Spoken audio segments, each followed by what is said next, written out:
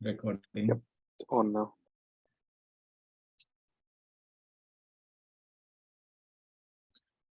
Om Niranjanam Nityamanantarupam Bhaktanukampa Dhrita Vai Ishavataram Parameshamidhyam Tamarama Krishnam Sirshanamam. Namaste everyone and welcome to our study circle. We are studying the Bhagavad Gita, chapter 13, and last Thursday we had gone through some 20-25 verses, getting an overview of the chapter before we go into the details. So since we could not complete the whole thing, we'll go through that again and try to complete it today. But very briefly, just to recap, in the beginning, we see what are the key ideas that Sri Krishna is talking about. He introduces this study of the individual. He's not talking about the world or God, this shariram, us, who we are. That means the man himself is the subject of study. And he says this being is made of two things, Kshetra and Kshetrajna, the field and the knower of the field. Nature or Prakriti and the Purusha. These are the two entities that have come together to form this compound, which is what we experience ourselves to be.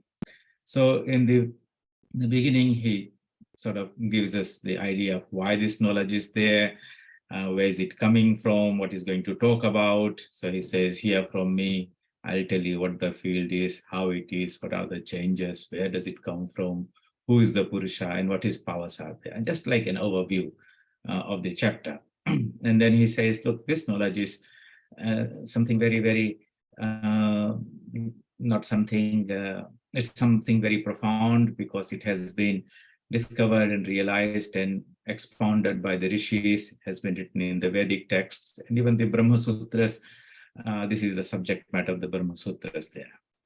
And then he introduces the first concept, major concept, which is the Kshetra, the field. And here that means whole of nature, Prakriti. So he starts with the five elements, ego, intellect, and all that. And through the next verse, he goes through and says the mental states, desire, repulsion, happiness, sorrow, and the total sum, the elements of the body, etc. All these, he says, together form the field, the field, Kshetra. And then he goes through, so that becomes one core idea that we can say in this chapter.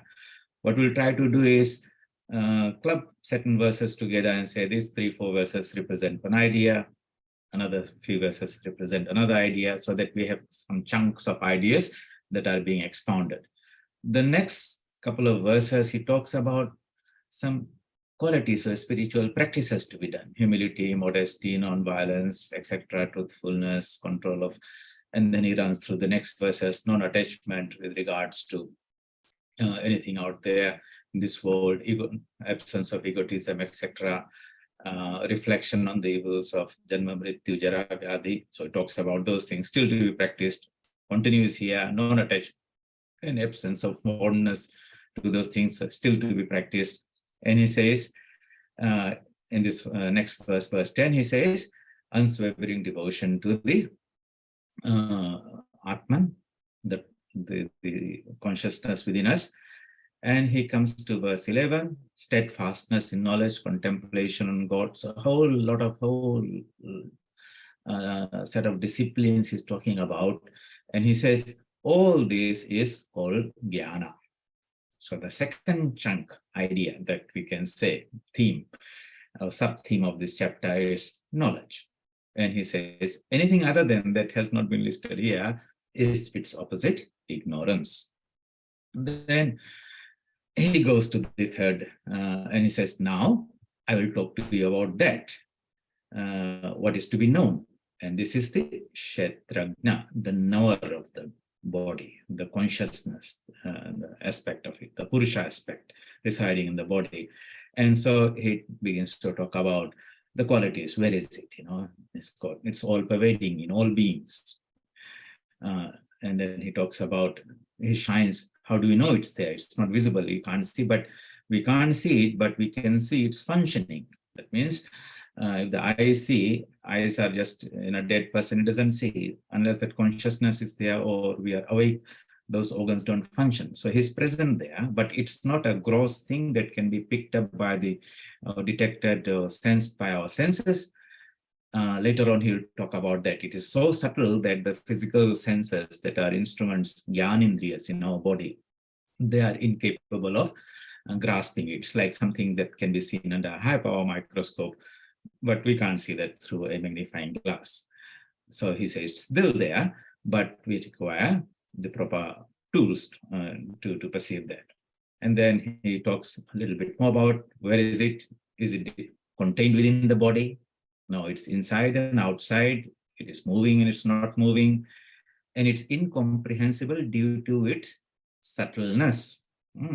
Sukshmatvat. The sukshma means very subtle, very fine. And because of its subtlety, it is avijnayam. It is difficult to comprehend, even mentally. It's beyond the reach of the mind. Yet it is there because we are all feeling it. Like I'm feeling I'm conscious, you are feeling your consciousness, but you say, hey, where does it reside? Is it in the head, in the heart, or out, in? Or we know it's there, but it's not something tangible, material for us to see. And then he keeps on saying, it's, even though it's undivided, it appears to be divided, and it is the sustainer of all beings, and all things return to it. So it's like the ocean out of which the waves have come.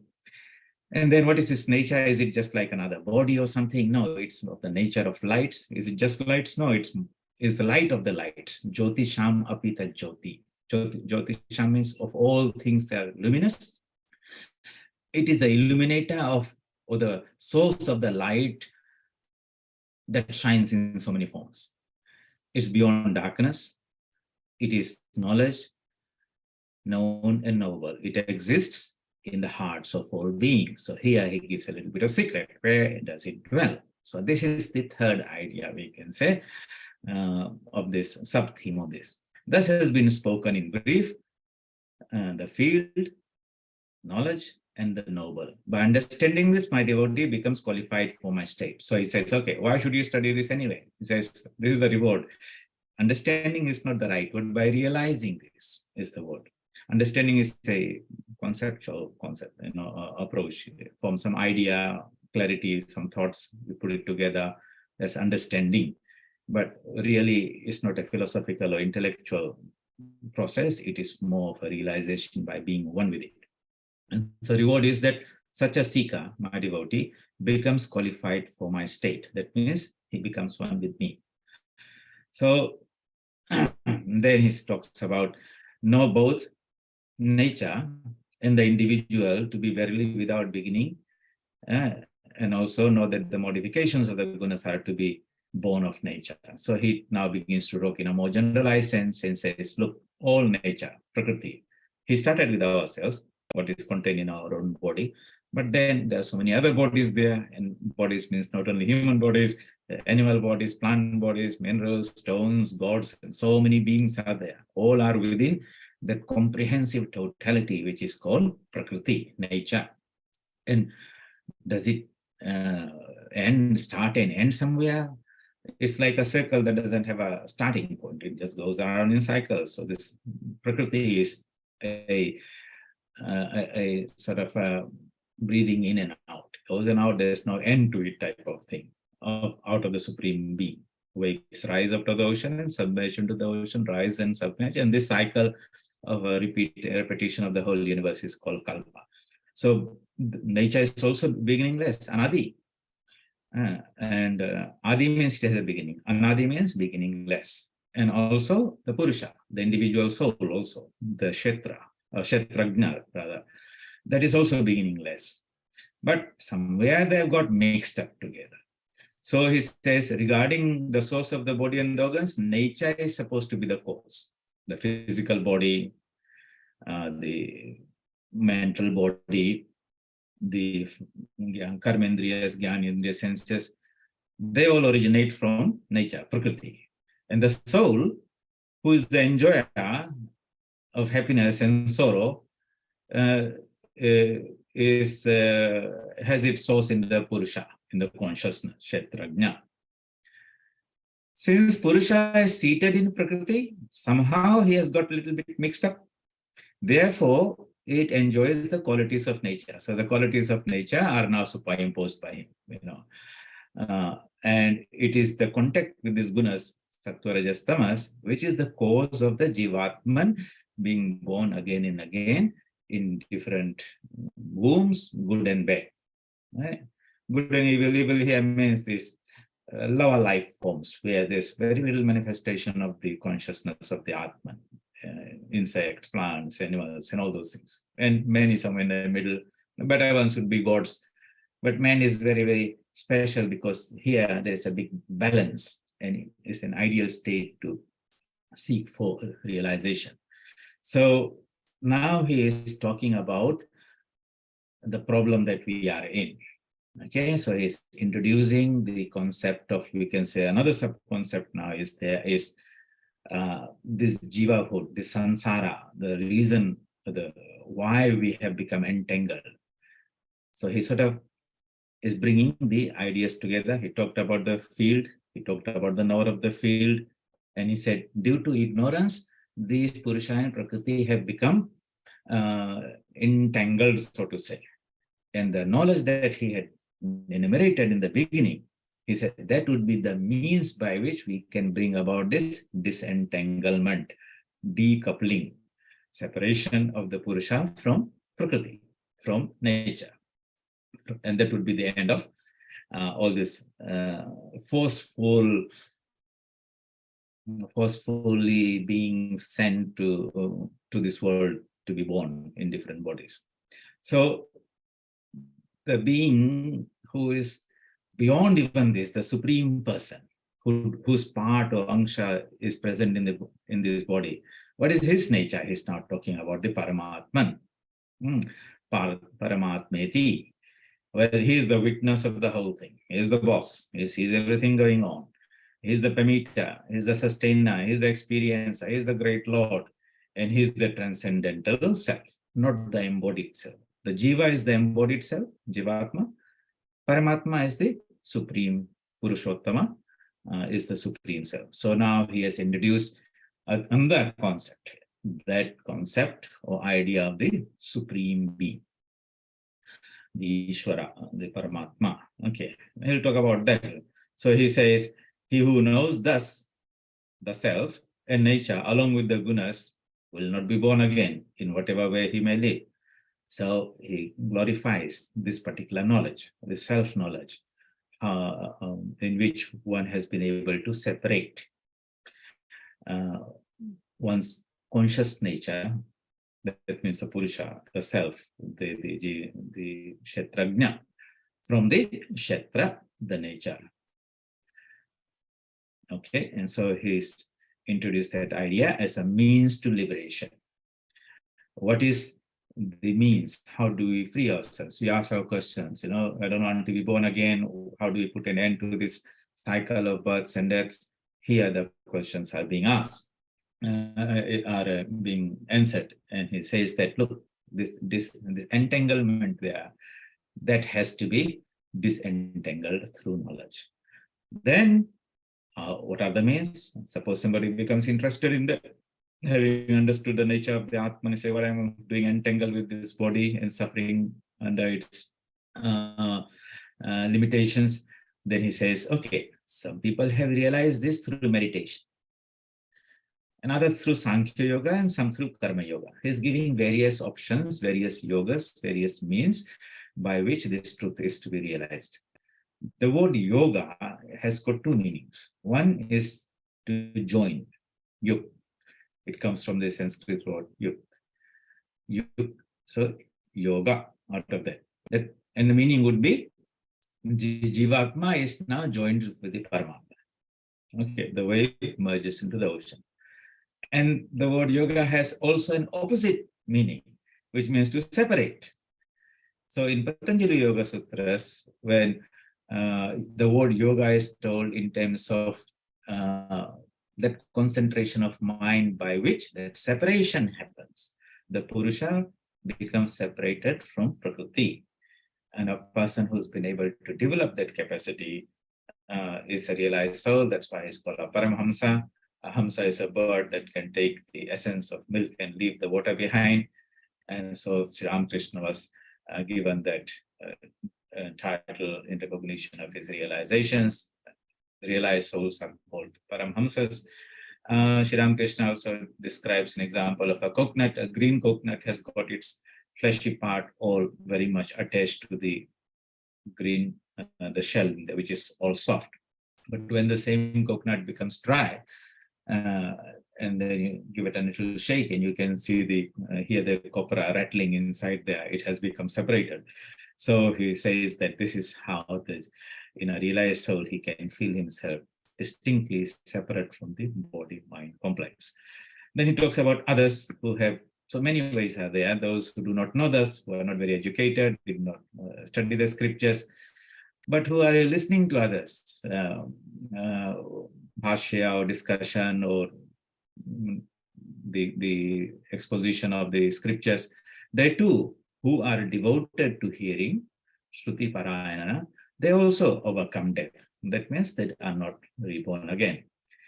So he summarizes here and says, look, whatever object, moving or not moving, comes into being, know that to be from the association of the field and the knower of the field. That means anything, any manifestation, any body, and here it doesn't mean it's person only, a stone, a tree, an insect, a man, human being, or even a god being, everything has got this, his coming into being in manifestation is possible when with the coming together or association of the Kshetra and Kshetrajna. So that's the reason why he started about expounding. So he starts with the analysis part of it, separating the two, and then he will talk about the means of it. So here, I think up to here we had come last week. Let's slow down and go through the remaining of these verses. So he says, he who sees the Supreme Lord as existing equally in all beings and as the imperishable among the perishable, samam sarveshu bhuteshu tishtantam parameshwaram vinashyastu avinashyantam yapashyati sapashyati. This translation, he sees who sees, yapashyati sapashyati. So here seeing does not mean seeing through the eyes. It's not simply also understanding, like, some discussion is going on and people say, I see you. You say, do you see? You see? We ask. That means understanding. Even that's an intellectual process. Here, that seeing doesn't mean that even that mental process. Seeing means being one with the truth, realizing it. Not something, I'm the knower and that is, no, I have become one with that type of knowing. It's an experience. It's like, okay, tasting the honey. So you put it and you are really feeling it. Whether you can express it or not is another thing, but you know what it is. So he sees who sees. So this is the goal, to see the Supreme Lord existing equally in all beings, not only in human beings. He is the substratum, he is the ocean behind all the waves. And he is the imperishable among the perishable. Perishable means that which gets destroyed, so perishable items, we say, things that will go bad. Imperishable would be something that's not changing. So waves come and go, they are perishable. Jivas come and go, they are perishable. Gods come and go, they are also perishable. The imperishable is the Brahman, the supreme consciousness, the Paramatman, the ocean. So the real seeing is seeing that ocean existing in all the waves. That means the water of the ocean is really what appears in the forms of all waves. Outside we are seeing different forms, good, bad, male, female, black, brown, white, whatever colors are there, plants, animal, everything. These are so many forms. And so a seer, a real knower of the truth, realized person sees the forms, just as hazy things outside, but he sees the content inside, which is the water behind the waves. So now when you read the Gospel of Sri Ramakrishna, he says, look, I see out of my own experience that my Divine Mother has become everything, the universe, the 24 cosmic principles, and all living beings. People are like only pillows, but it's the consciousness of the Divine Mother that's inside there that's making it move. She's pulling the string. So he is fully always aware of that consciousness as the primary reality, which wears these different bodies, forms on and plays through them. That knowledge is there. That is actually spiritual knowledge. And ignorance is we just see the form outside and do not so see the content inside. So, and then these two verses are very, very nice verses, 27, 28, chapter 13. See if you can memorize them. Swami Vivekananda would quote them. And he says, so what happens if you see something, somebody have that type of spiritual perception, experience out of your own realization, not an intellectual thing anymore, you just directly have, then is it going to change your behavior? Of course, very powerfully. Since by seeing equally God who is present alike everywhere, what does he do? He does not do any injury of the self by the self. So he understands that the being that's inside me in this personal body is present in everybody. So hurting somebody else is hurting himself. And that becomes the basis for practicing ahimsa. And if one can bring that idea whenever one has got a bad feeling or inimical feeling towards somebody else, if you can remind yourself, hey, in ignorance, I'm thinking that other person is separate from me, and therefore I become judgmental or angry or whatever with that person. But the truth is that, and I've not realized it, but even that intellectual idea that I have studied from the Bhagavad Gita and have meditated on the thought so that it's comes to my mind at that moment, is that really I am present in all forms, in all beings.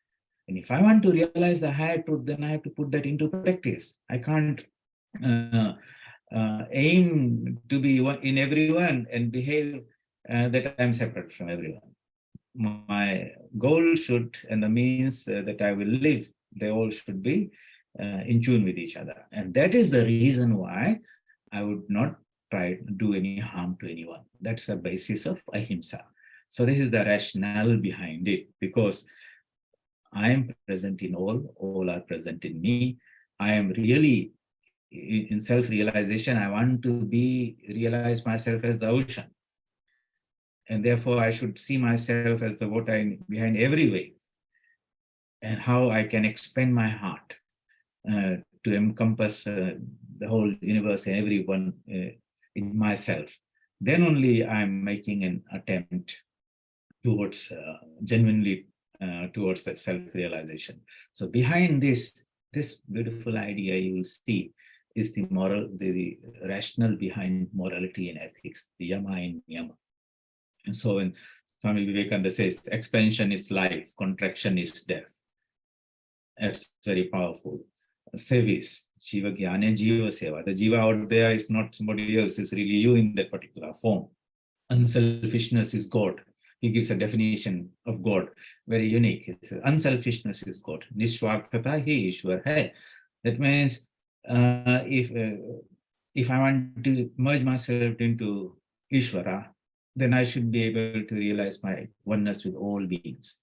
And if you read Sri Ramakrishna's life, there's so many wonderful incidents where it's illustrated that even though people saw him as a person there, but his sense of his being was not confined to this body only.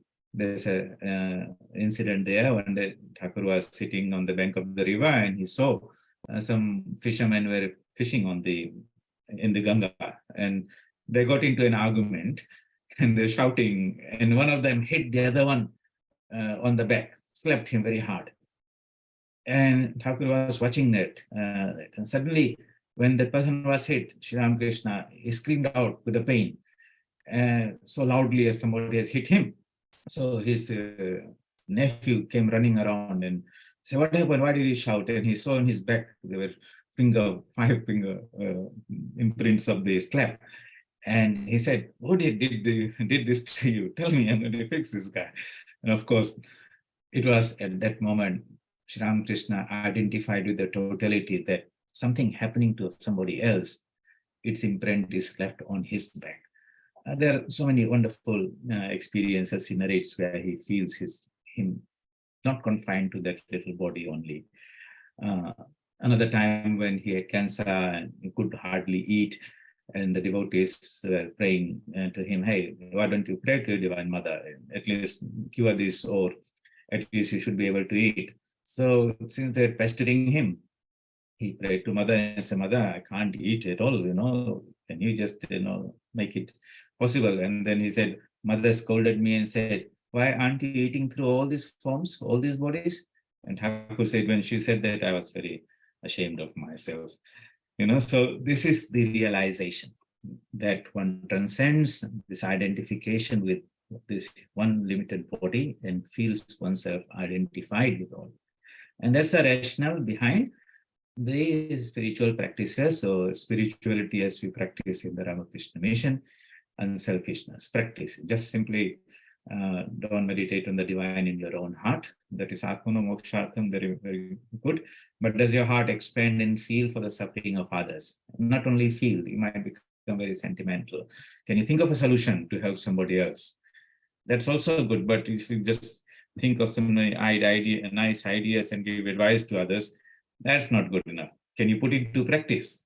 The heart, head, and the hands. If you can make this all integrated in a harmonious way, that's the best way to bring about a speedy progress in spiritual life. So seeing God in all beings, He is present everywhere. What does it? He does not do any injury. And injury does not here mean just physical injury. Okay, in thought, in word, in deed. Not even to think of hurting somebody, harming somebody. Not hurting somebody by speech also. Sometimes that is more painful than physically hurting somebody. And of course, not physically hurting somebody also. So those two verses. Tamam pashyanti sarvatra samavasthitam ishwaram. Na hinasti atmana atmanam tato yati param gati. And if you do that, what do you do? Yati, you reach the supreme goal. You realize your oneness with the ocean. And from there you operate. I'm present in all the waves. Whether the waves remain or disappear, I am the eternal, imperishable being. That is called self-realization, and that is the goal of everyone's life. And there's no rest until we achieve that. Coming out in waves and going is taking all these bodies appearing and disappearing. That is called liberation, mukti. So we say, yes, we want mukti as if like I die, I don't come back. That type of idea people have. Mukt ho gaya hai, then it, but gaya kahan hai? What is his condition there? Now he has merged, become totally identified with the absolute divine presence, full of bliss and all that. Okay, so 29. And he who sees actions as being done in various ways by nature itself, and also the self as the non-agent he sees. So here's another way. Prakriteva karmani kriyamanani sarvasha ya pashyati yathatmanam akartaram sa pashyati. So all these activities that are happening, who is doing it? Is the Purusha doing it or the Prakriti is doing it? No, all the actions are being done by the Prakriti, Shakti, the Divine Mother, body, mind, complex, ego. And the self, he is just the agent, a non-agent. He is the witness. So this, he separated the two and he says the body is acting, the senses are acting, the mind is functioning, the ego is functioning, all of them belong to Purusha, Prakriti. I am the Purusha and I'm just the simple witness to the whole thing. That non-attachment, total detachment. So changes come, birth comes, or nature comes, or hunger comes, or disease comes. He's totally non-attached to that. That means the changes of nature do not affect it. Totally decoupled from nature. Purusha is separated. And then When one realizes that the state of diversity of living beings is rooted in the one, that means all the waves are coming out of the ocean, all the jivas are really have the jivatmas have their source in the Paramatma, and that manifestation is also from that ocean, then one becomes identified with that ocean Brahman. So basically, you're having the perspective. It's all about a perspective. Right now, we operate from a human perspective because we are dwelling in this body, inside this body, we are seeing out. That's one perspective, ignorant perspective. And a man of realization, who is a Brahmagyani, Brahmavid, he sees the whole universe and all beings have come out of himself. They're held, sustained by himself. They all return to himself. It's just like, inside you feel all the cells have been produced by you and you are nourishing it all the time. And they all, when they die, they don't go out somewhere, they go within you. And so everything is happening within you. And if you imagine that each cell is a jiva now, then there would be something as an example, so to say, to give an idea, the relationship between the totality of Brahman and the individuality of the jivas that is there. All right. So what are the ideas here? Here we are talking about the idea of liberation. Mukti, what does it entail? What is the experience of a person who has realized, who is self-realized? And, if you dwell on the idea, then you can see those practicalities are there to be practiced, the spiritual disciplines to be practiced, and also clarity about what does this mukti, liberation, about realization, self-realization really mean?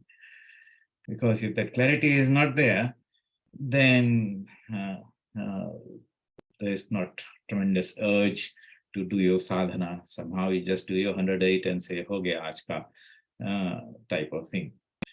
Being without beginning, without gunas or Arjuna, this immutable supreme self, this Brahman is beginningless, endless, and the gunas, sattva, rajas, tamas are not in the Brahman, but in Prakriti. So this immutable supreme self does not act, nor is it affected, although dwelling in the body. So this is the interesting thing. It dwells in the body, but the changes of the body do not affect it. Body might get totally destroyed. The gunas are constantly changing, but they do not affect the Atman that dwells in the body. As they all, so some examples are given to give a sense of the Atman with some analogies here. So here, first one is about space. So, if you're out in outer space, in a space shuttle or something out there, then everywhere you look is just empty space. Nothing is there. So as the all-pervading space is not tainted because of his subtlety, similarly, the self present everywhere in all bodies is not tainted. So let us even give an example in a room. Okay, somebody lights a fire and so much smoke is there. Suddenly it all becomes cloudy, hazy, the air has become smoky. And then somebody opens the window, puts a fan on, and all the air goes out. So all that smoke went out. When the smoke was in there, it seemed that the room was, the space, the air was affected by it. But when you open that window and let all the smoke go out, the pure space is there, unaffected by it. Likewise, all this body, karma, mind, and everything is there. It seems to have affected the Atman, and you feel that you're bound and you've done something wrong, your good karma, bad karma, and all those type of things. You feel they have really tainted the soul and all that. Really, the soul is really untaintable, is really untouchable. Nothing can touch it. It's so subtle that anything gross cannot affect it in any way. So that is using one example, telling its that nothing can contaminate this purity, inherent purity of the Atman. And the second idea, says, just as a single sun illumines the entire world, similarly, the knower of the field, Kshetrajna, illumines the whole field, all the Kshetras. So, on a sunny day, you go and put a bowl of water and you see one reflection, then you put 5 bowls and you see 5 reflections, you put 1,000,000 bowls, so you see 1,000,000 reflections. You remove all the bowls, you don't see any reflection. Whether those reflections were there or not does not in any way affect the real sun in the sky. And the analogy that is given is that the pot of water is the body, the pot is the body, the water is mind and buddhi, and the reflection is the eye sense. So that is how we are constituted. And this reflection is aham bhava, now I am identified with the water, I am identified with the mind and the body. This is the jiva. But look, whether these millions or billions of jivas are there or not, they do not in any way affect the sun, real sun in the sky. That sun in the sky is the Paramatma. And that sun illumines or creates a reflection in all the pots of water. So all the egos or the I consciousness in all beings has its source in the Supreme Being, and that Supreme Being is called Paramatman. So one behind the many. This is the idea here. A single sun illumines the entire world. Likewise, the single Paramatman illumines all the Jivatman. And then they who know thus through the eye of wisdom, the distinction between the field and the knower of the field,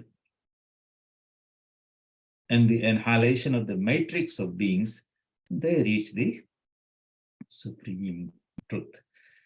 So here you've got the matrix. This was the idea they picked up in the Matrix movie. This whole universe is a matrix of multiple layers of existence, and the reality is beyond that.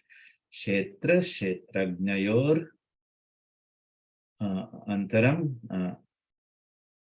Kshetra Kshetrajnayor evam antaram jnana chakshusha. This is the idea. Jnana chakshu, the eye of knowledge, the eye of wisdom, the eye through which Sri Krishna enabled Arjuna to see the divine, Divya Chakshu. That eye is to be opened. It is not seen through the physical eye.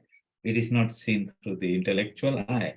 It is seen through the spiritual eye, the third eye, you might say. And the whole purpose of spiritual life is to have that awakening, opening of that spiritual eye. And through that spiritual eye, whatever has been described here will be experienced by the person. This is the subject matter of chapter 13. Kshetra Kshetrajnayor Vibhaga Yogo Nam Trayodasho Adhyaya. All the chapters end with this Om Tat Sat. Iti Srimad Bhagavad Gita Su. This is the song sung by the divine. Gita means the song sung by God himself. Upanishatsu. This is also the essence of all the Upanishads are here also. Brahma Vidyana. Yeah. So the subject matter is Brahma Vidya, the highest spiritual truth. Yoga Shastra. This is also described as Shastra means scripture dealing with yoga. How is it? Sri Krishna Arjuna Samvade. It's a conversation between Sri Krishna and Arjuna. So all the chapters are described in this way. Om Tat Saditi Srimad Bhagavad Gita Su Upanishatsu Brahma Vidyayam Yoga Shastre Sri Krishna Arjuna Samvade. Then what's the subject matter of the particular chapter? Kshetra Kshetrajna Vibhaga Yogo. So this yoga, each chapter is called a yoga, and this one is called Kshetra Kshetrajna Vibhaga. Separation, decoupling of the Kshetra, the field, and the Kshetrajna, the knower of the field. Prakriti and Purusha, Vibhaga. Now, Yogo Nama Trayo Dasho Adhyaya. Chapter is Adhyaya Dasho is 10, Trayo is 3, 10 plus 3, 13. Chapter 13 is described here. So this, in brief, my friends, is the summary of the chapter 13.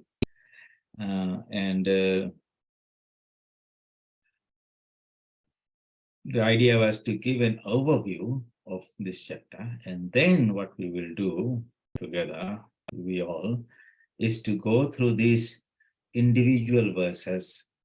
And you see that the Sanskrit verse is given there, its transliteration is there, idam, so if it cannot read Sanskrit, idam shariram kaunteya kshetram iti abhidhiyate etyadhyo vektitam prahu kshetrajna iti tadvidha.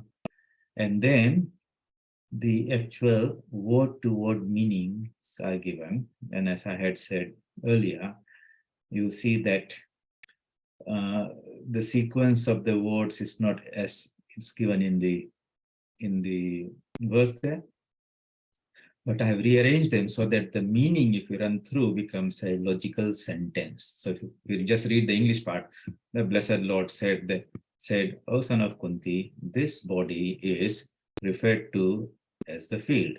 They who are versed with this call him who is conscious of or knows this body as an object of knowledge as the knower of the field.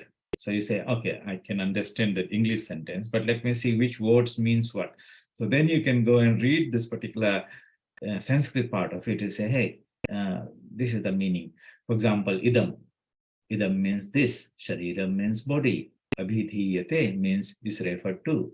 Kshetramiti as the field. They. Tadvida. Those who are versed with this. Tat vida. Vid means to know. Tat means this. Prahu, call. Tam means him. Ya means who. Vekti etat is conscious of or knows this. Iti means as. Kshetrajna, knower of the field. So if you go through this a couple of times, you will find that slowly your Sanskrit vocabulary will begin to build up.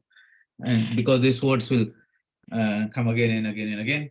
And before you know, when you hear this verse here, you can construct a bit of the meaning itself. In this way, you'll enjoy the study of this Gita rather than just depending on the translation. So, original verse is given, its transliteration is given, so you can read it in Sanskrit, pronounce the Sanskrit using English scripts. The word-to-word meaning is given, and then the actual verse is given. Normally, you will see that the verses end with the chapter and number. Traditionally, in our Sanskrit scriptures, even though it was requested, so I put chapter verse 13.1 just to help identify. But normally, when we look at a verse, immediately our eyes will go here and say, hey, where is it coming from? 13.1. So just know that this is really the reference in terms of which verse in the Bhagavad Gita is where is it coming from. The Supreme Lord said, "O Arjuna, this body is referred to as the field. Those who are versed in this knowledge call him who is conscious of this body as the knower of the field." So you'll see, I have given behind every, with every verse, a box saying that try to capture the idea that is there in a diagram form. Make a representation, whatever way you can do. That means what we're trying to do is make you process that information there. You break it into two parts, okay, because you have to draw bits by bits. So you'll have to analyze it, break into components, and then you'll have to put it together and have the interrelationship, the linkage, how those two ideas are linked there. So you might say in this particular verse, I will say there is something called Kshetra, and there is a Kshetrajna. Do I separate them, or do I make them overlap? Are they totally separate? No, they are sort of overlapping. Which is the bigger one? Which is the smaller one? Anyway, when you begin to think like that, trying to make a visual representation, you'll be forced to process that information in that way. And then that same verse, that picture will probably flow in here, and you'll add something more to it. And you keep on going, you'll add something more to it. So basically, the ideas that are there will begin to take shape into a holistic, detailed picture. And that picture will remain in your mind. And when you look at that in one shot, you'll find that what is contained in, say, 3-4 verses are all now captured. The essence of it is captured in one visual presentation. And so if we can go through that process of representing in some diagrammatic form, you'll be forced to process, and at the end of the day, you might have summarized the whole chapter 13 in 3 or 4 pages in a very diagrammatic form. And when you look at that, all the ideas come to you. That would be the intellectual part of it. What we will really want to do is then say, how do we take these ideas that are there, which we have captured in some diagram form, and relate it to our sadhana? So at the time of meditation, I'm thinking, okay, there's a Kshetra and Kshetrajna. Okay, this body, mind, I can see, I can feel the senses, I have a sense of ego, and I'll say this is all Kshetra. But the conscious entity from which I am is coming from, that is the Kshetrajna. I don't know very little about it. The body, I know so much about it. But now I know that they are two different, and in the process of two different entities, and in this process of meditation or japa, I'm trying to disentangle the two by calming the body, slowing down the breath, not letting the senses go out, and focus on that light of intelligence or consciousness, or the source from which that consciousness is coming, which is the Kshetrajna. And I'm going to interact with that divine being by repeating the mantra or visualizing the divine form.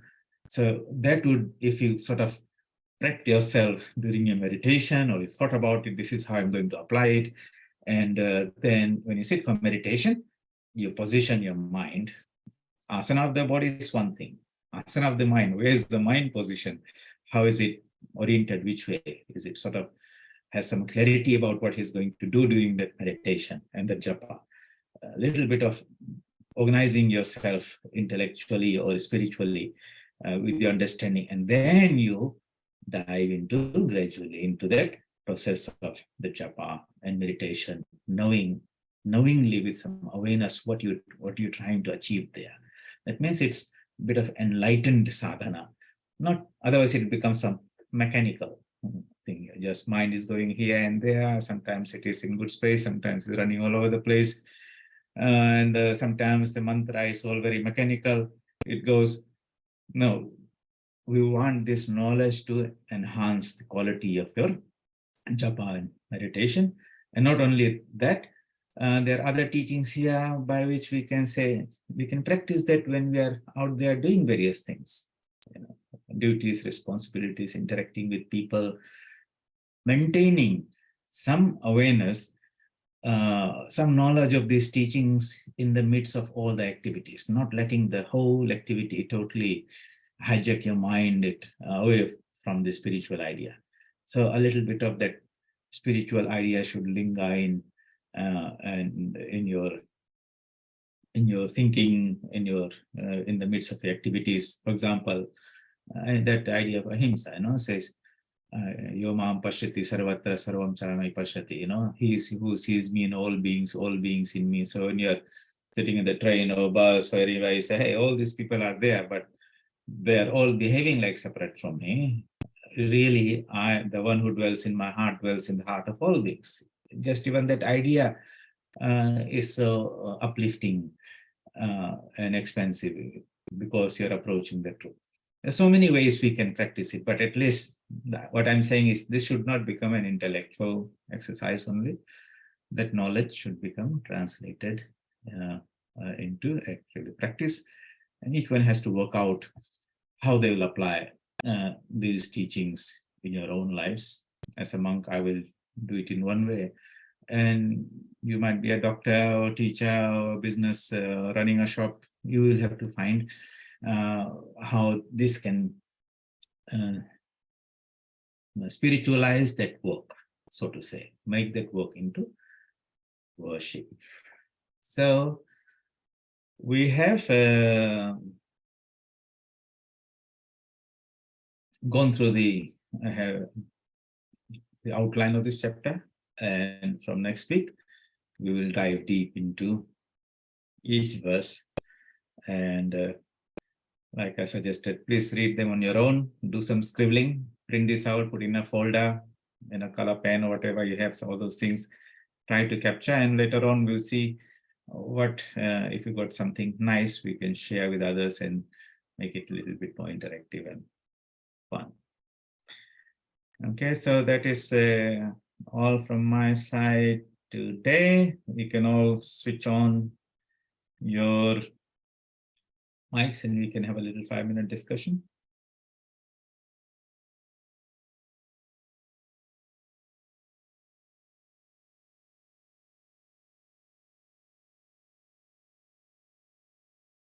Can you unmute yourselves?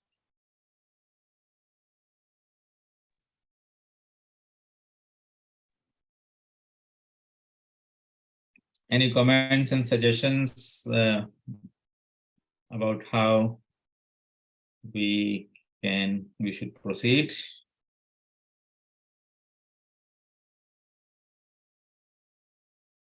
All very quiet.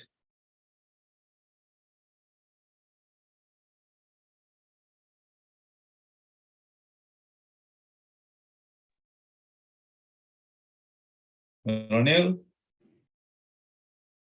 Swamiji. Hello, Namaste, Swamiji. Namaste. Yeah, well, I have something I would like you to guide us.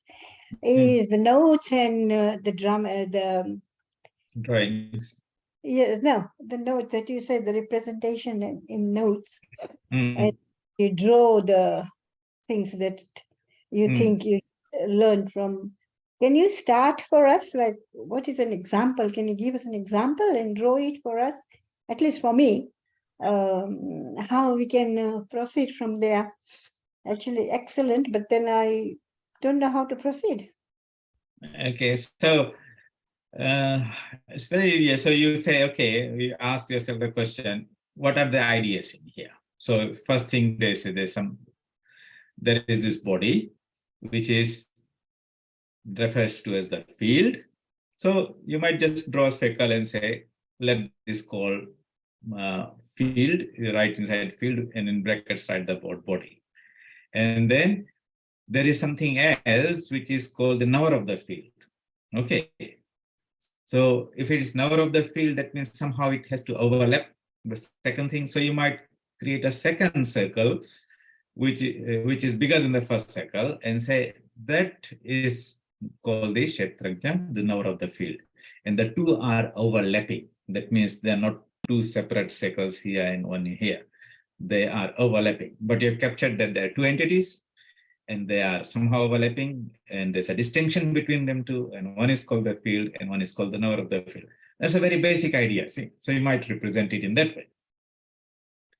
Using circles, boxes, triangles, or square, whatever is there, and you write down those key ideas that are in that verse and label it, so that that picture now, suppose you did not know the Sanskrit verse, you can't remember that, you forgot the translation, but just by looking at the picture, you'll get the essence of that sloka and said, okay, this sloka talked about two entities. One is the field, one is the knower of the field. They're two related together. And that's what the first verse talked about. So, it can be simple. And then when you go to the next level, when you go to here, the Kshetra part of it, the details are being talked about, then you'll find you'll begin to fill in the details.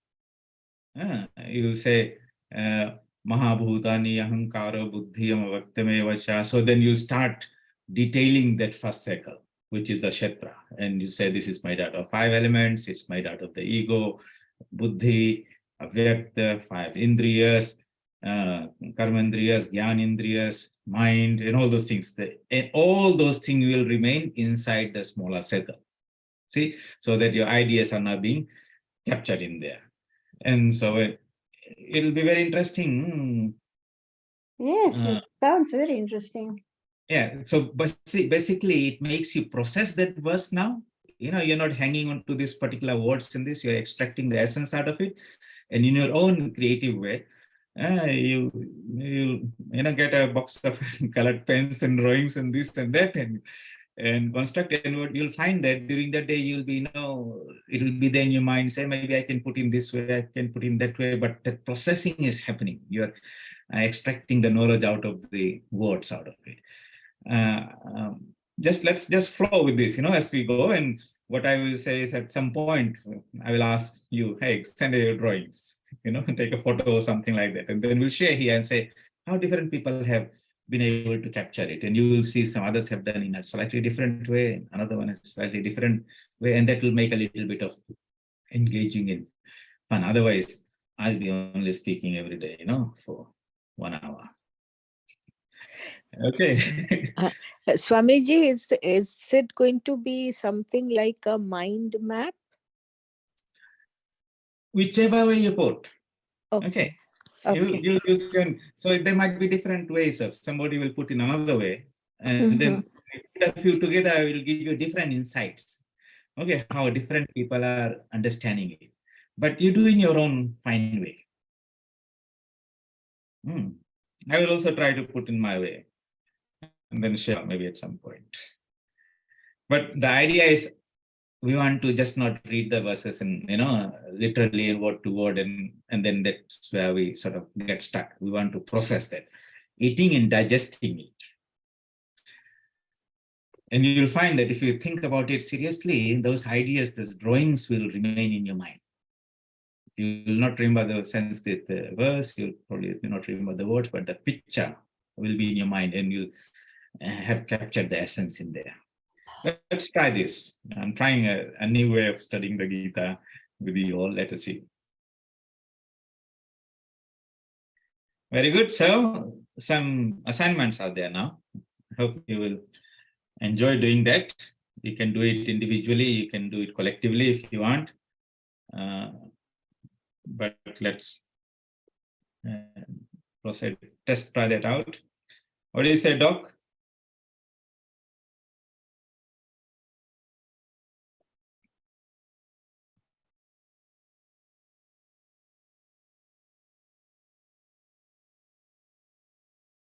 So looks like that's the end of our discussions today. Everyone is very quiet. Let us